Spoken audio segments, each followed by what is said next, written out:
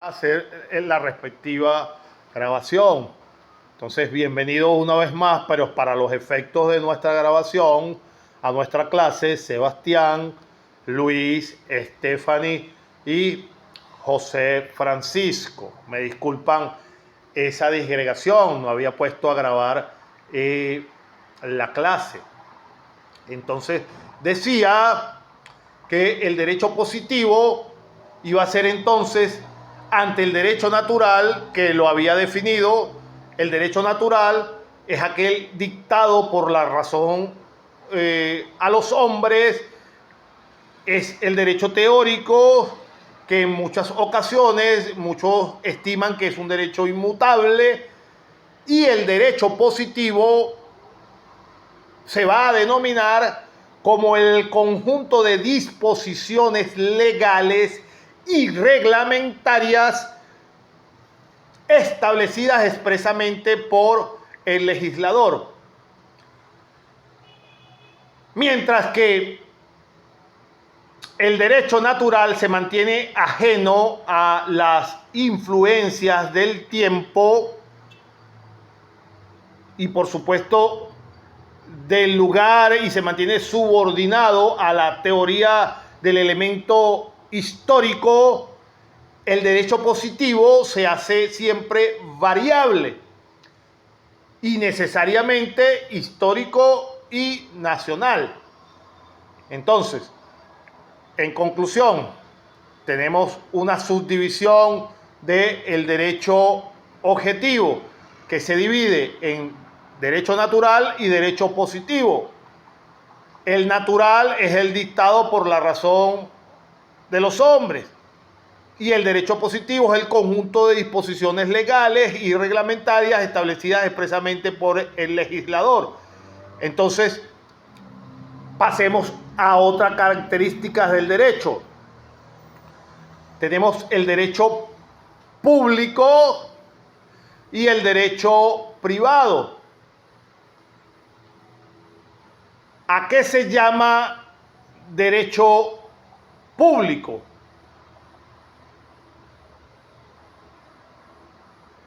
Se llama derecho público el que trata del gobierno de los romanos. Se llama derecho público aquel que trata del gobierno de los romanos.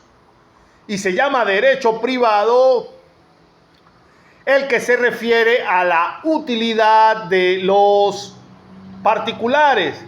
El derecho resultaría público o privado según a quien le aproveche la utilidad propuesta, según sea al individuo o a la colectividad. Entonces, el derecho público, ¿qué regula? Regularía entonces el derecho público la estructura necesaria del Estado. Eso es lo que regularía el derecho público. ¿Regula qué cosa? La estructura del Estado. Y regula la estructura del Estado y sus relaciones con los demás individuos que hacen vida dentro del Estado. Y el derecho privado fijaría los derechos subjetivos de los particulares y sus relaciones entre sí. Repito nuevamente, se llama derecho público,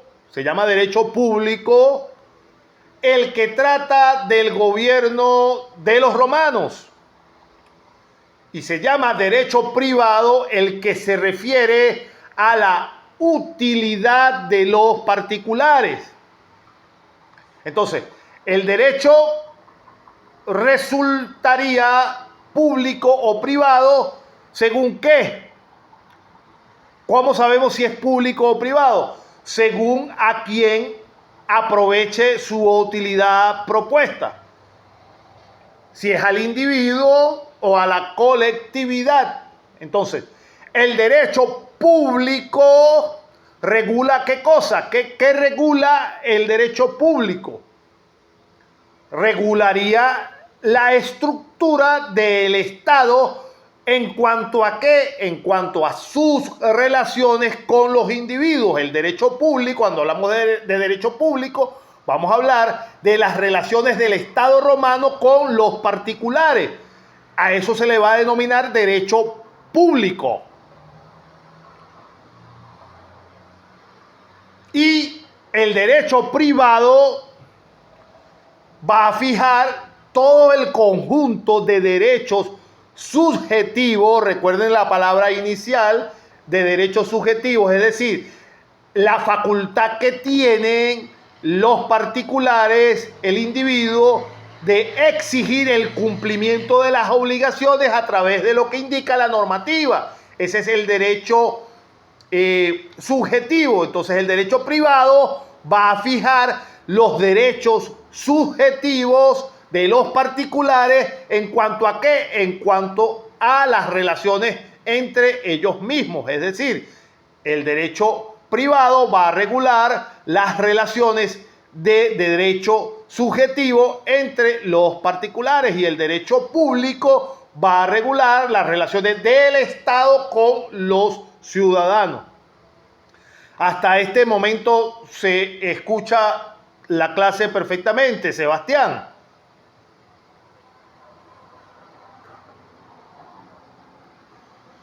Sebastián, ¿se ha escuchado hasta ahora? Sí, profesor, sin problema. Sin problema, perfecto. Gracias, Sebastián. Seguimos entonces. Ya tenemos 3 clasificaciones. Recuérdense que estamos hablando de la clasificación del derecho romano antiguo, cómo lo clasificaron ellos y cómo se nos transmiten de acuerdo a las distintas bibliografías. Ahora dentro de la otra clasificación vamos a tener el derecho escrito y el derecho no escrito. Repito, derecho escrito y el derecho no escrito.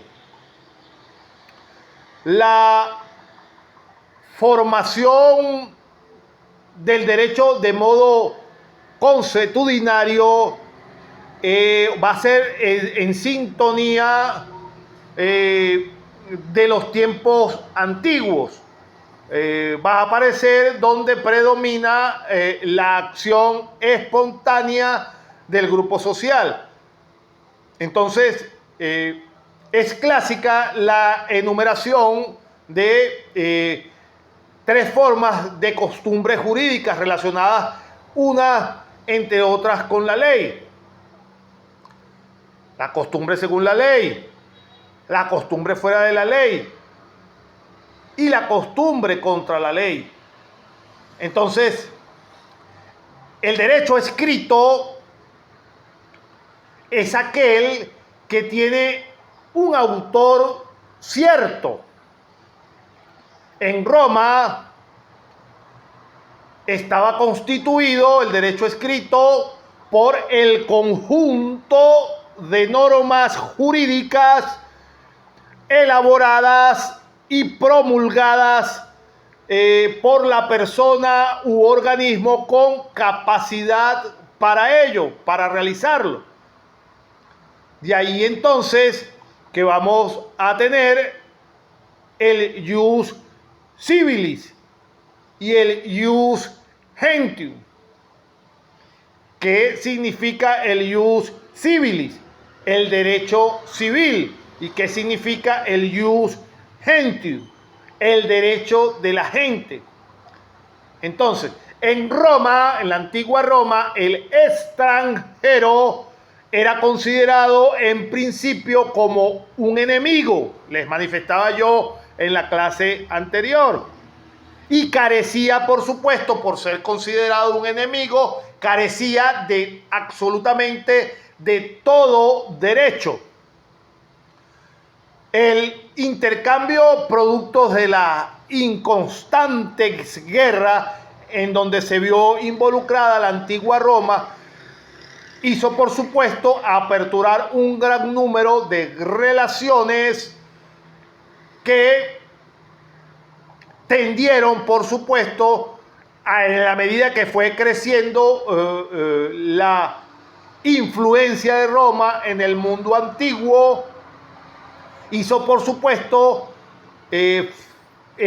un movimiento de flexibilización y dentro de las normas del derecho, y más tarde ese concepto y ese calificativo del extranjero como peregrini, terminada toda la conquista de Italia, los extranjeros entonces pasaron a ser o a dividirse en dos grupos. Los extranjeros ya no eran vistos esencialmente como enemigos, sino que pasaron a ser conformados o divididos o clasificados en dos grupos. El primero fueron llamados peregrinos latinos. Estos fueron agrupados a su vez en tres categorías. Los peregrinos latinos fueron clasificados en tres categorías, llamados peregrinos ordinarios, en los conocidos como los latini veteris, los latinis coloniaris y los latinis juniaris. Puesto entonces que los peregrinos ordinarios no podían invocar las normas del ius civilis, es decir, las normas del derecho civil, no podían invocarlas cuando estos provenían de un mismo país, aplicaban su ley de origen del país donde provenían, a los fines de regular las relaciones jurídicas recíprocas entre ellos. Pero por supuesto no era aplicable cuando se presentaban controversias entre extranjeros de diferentes orígenes o entre extranjeros y ciudadanos romanos. Esa situación de conflicto en cuanto a las relaciones entre los peregrinos oriundos de un país y los oriundos de otro país, y el conflicto entre las relaciones entre los peregrinos y los ciudadanos de Roma. Para solucionar esta situación se fue elaborando paulatinamente un derecho positivo nuevo, fundándose en las concesiones jurídicas extranjeras que constituyeron en su totalidad lo que se denominó el ius gentium. El ius gentium, el derecho de gente. Entonces, teníamos establecido el ius civilis, que era única y exclusivamente para aplicación, uso de los derechos romanos y las relaciones entre romanos, y el ius gentium, que iba a ser el que iba a regular las relaciones entre peregrinos de distintos países y las relaciones entre peregrinos y ciudadanos romanos. Stephanie, hasta ahora se escucha la clase hasta aquí. ¿Se ha escuchado todavía el audio?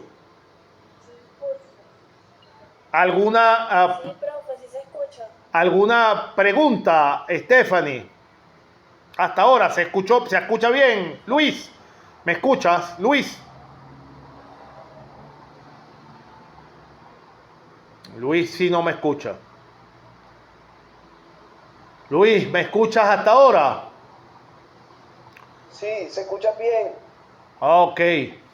Continúa. Necesito activar el micrófono, le doy, se queda como pegado. Ok, está bien. Lo importante es eso.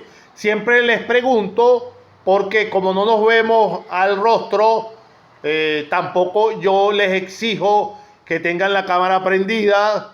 Ya uno se acostumbra, es que es parte de la rutina. El único momento en que necesito que la cámara esté encendida es cuando vayan a hacer la intervención ustedes. Pero recuerden que como no estamos lógicamente en el mismo sitio, tengo que preguntarles en cada momento en cierto momento, y como no los estoy viendo, si todavía me escuchan.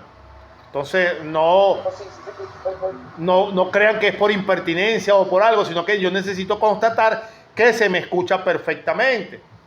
Seguimos entonces. El derecho civil Denominados entonces, recuerden, el derecho civil va a ser denominado ius civil. El ius civil, para el efecto de nuestra clase, es el derecho civil, y el ius gentium es el derecho de gente. Ya sabemos que el derecho civil es el que va a regular las relaciones entre romanos, y el derecho de gentium es el que va a regular las relaciones entre peregrinos y entre peregrinos y ciudadanos romanos. Eso ya lo debemos tener perfectamente claro. Entonces, el derecho civil significó el conjunto de reglas que gobernaban las relaciones jurídicas de los ciudadanos llamados civis, es decir, los ciudadanos romanos entre sí, y las relaciones de los mismos ciudadanos romanos con las autoridades públicas, y de las que estaban excluidos, por supuesto, los extranjeros. El derecho civil abarcaba todo el derecho, tanto privado como público. ¿Concerniente a qué? Concerniente, repito nuevamente para que les quede claro, a los ciudadanos romanos. A partir de este momento que estemos desarrollando, ya sé que en la medida que vaya pasando la clase, ya se van a acostumbrar, pero en principio tienen que adaptarse a que estamos hablando de derecho romano antiguo, el derecho primigenio. Le hago la observación porque no confundir, por decirle algo, con cuando yo les hable de derecho civil, no confundir con el derecho civil de la actualidad. Tienen que ubicarse siempre, cuando veamos derecho romano, en la realidad y en el contexto de la Roma antigua.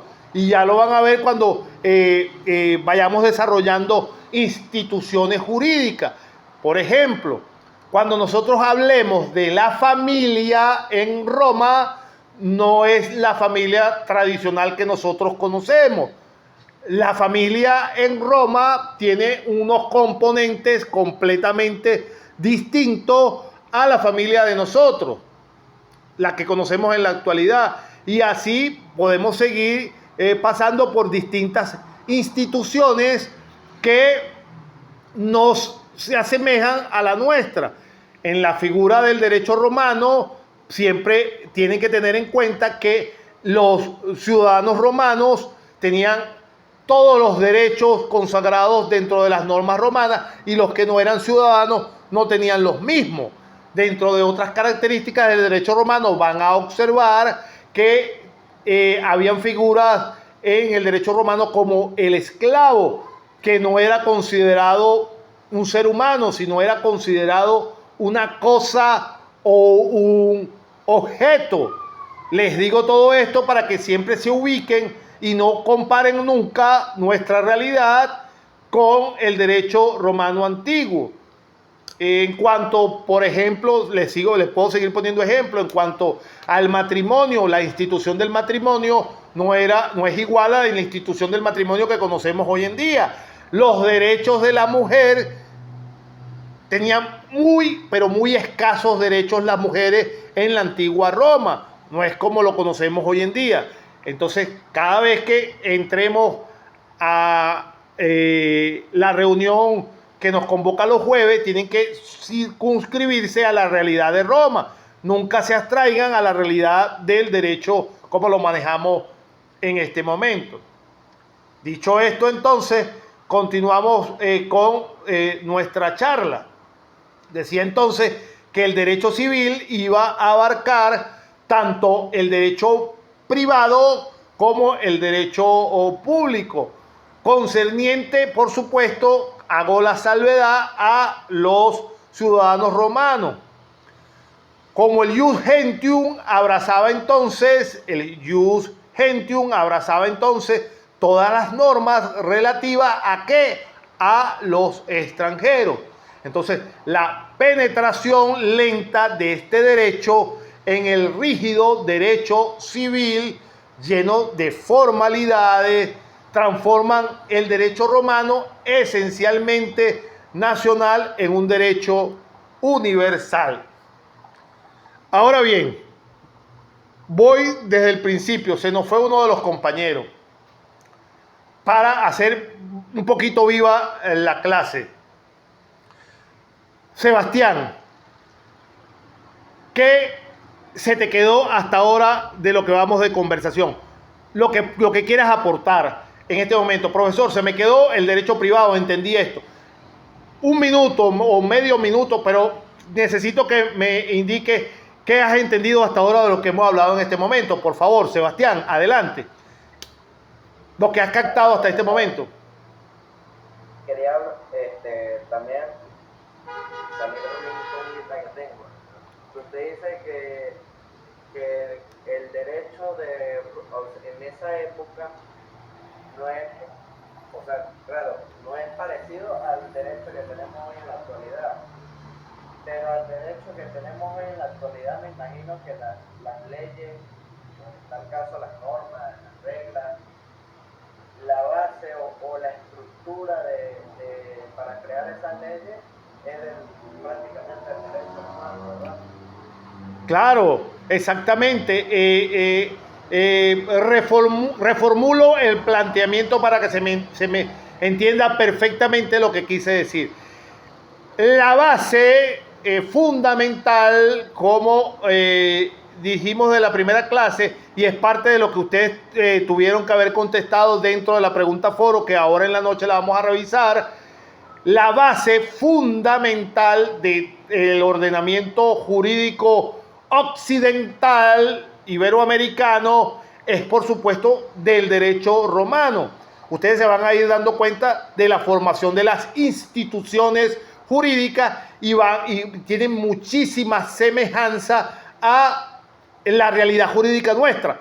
Eso sí está bien, pero el tratamiento primigenio, el tratamiento original, la adecuación y el comportamiento de la realidad social, el contexto social en donde se manejaba Roma, no se parece al nuestro. Ah, sí, es claro, es completamente... ¿Por qué? Por lo que le estoy diciendo. Existía la figura del matrimonio, por supuesto, a través del tiempo, como todo en la vida, fue evolucionando y llegó a conocerse el matrimonio como institución dentro de la estructura social de nuestros países, como lo conocemos hoy en día. Por supuesto, se originó en Roma, pero en principio, como se estableció de primera mano esa idea, fue evolucionando desde su idea inicial, pero no se asemeja a cómo evolucionó en este tiempo. Pero por supuesto, su origen parte de Roma. Y así como eso, otras instituciones como la patria potestad.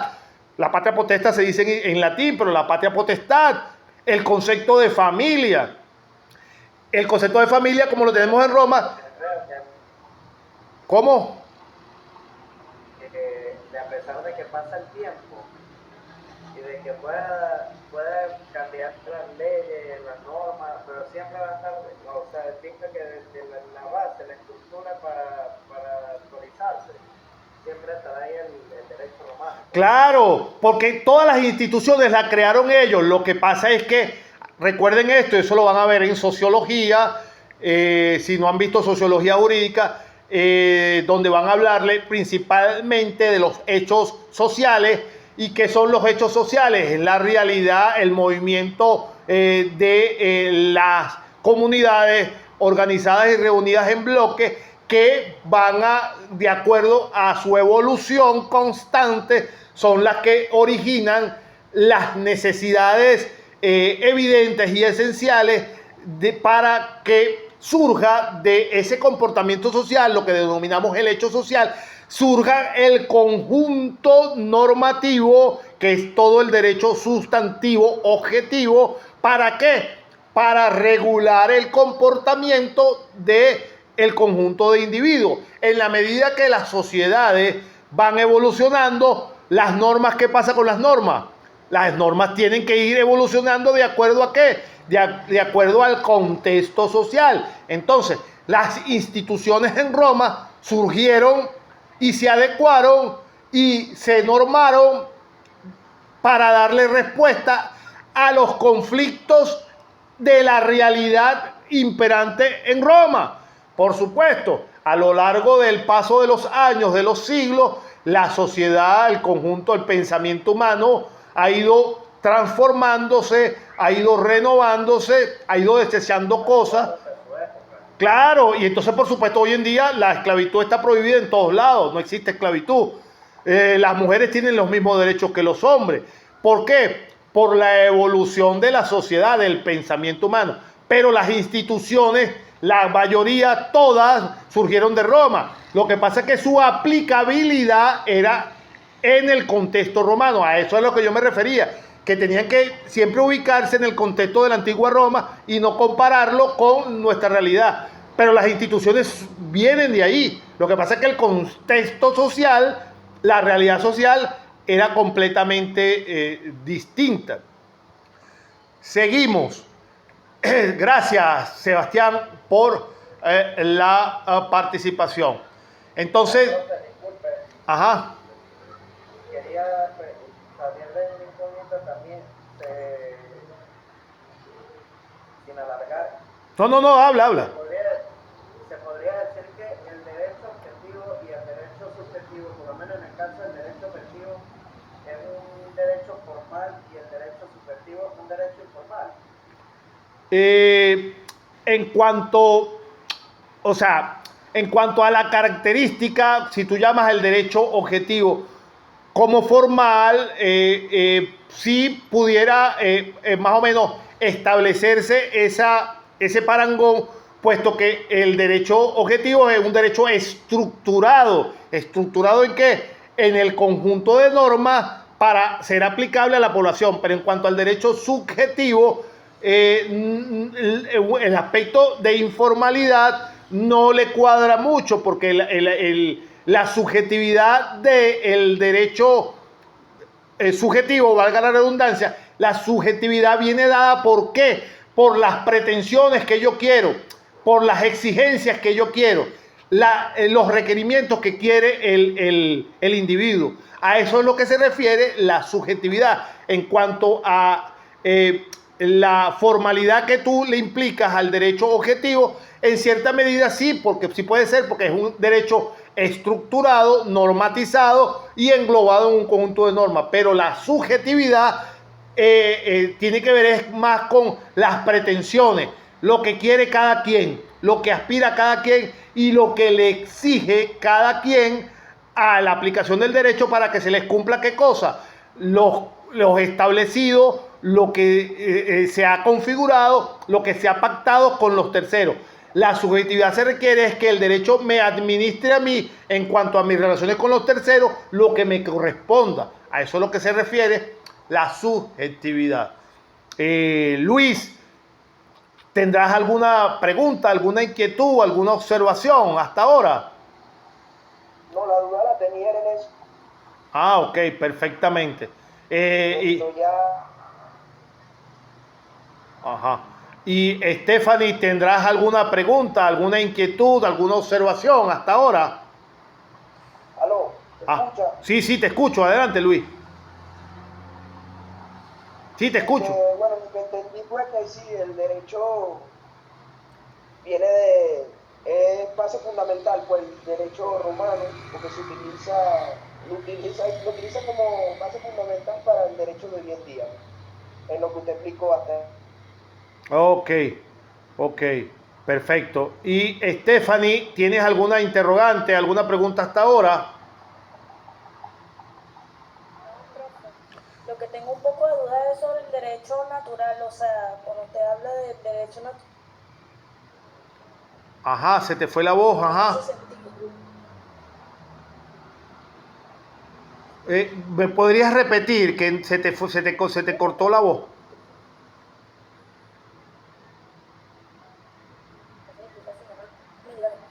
Que lo que tengo un poco de duda es o sea, sobre el derecho.